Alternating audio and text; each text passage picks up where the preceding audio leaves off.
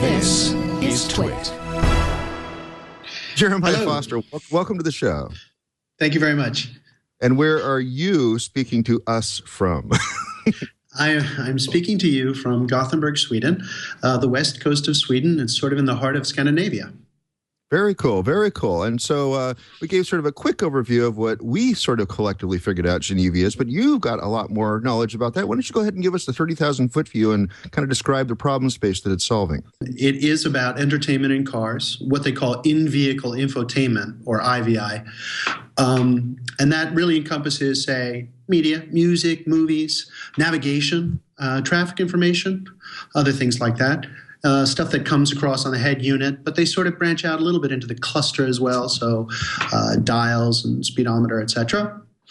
And the group that I work for GENIVI, as you mentioned, and that was founded by BMW, by Peugeot, Citroën, and by Intel.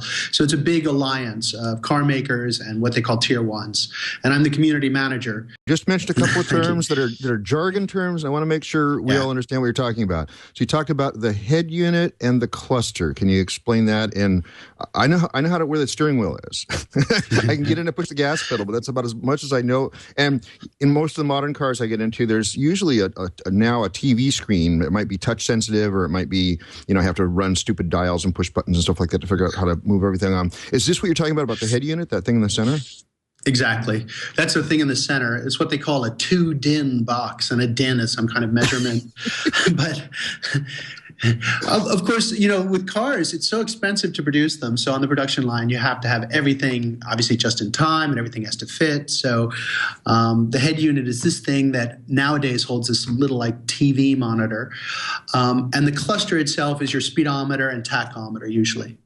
But nowadays, those are electronic as well. They're no longer just gauges that are representing some sensor input. They can be completely rendered on a screen and more often than not now even show some navigation information.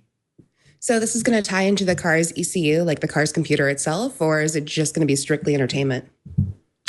The GENIVI Alliance focuses strictly on infotainment, so that'll strictly be entertainment. But of course, there are a bunch of organizations out there, like Automotive Grade Linux from the Linux Foundation, something of an initiative there. And while that's sort of maybe that has Toyota is involved with that, and so they might focus on clusters. They might go into the car computers. As you probably know, there are a bunch of ECUs, electronic control units, in there, and a separate network, the CAN bus.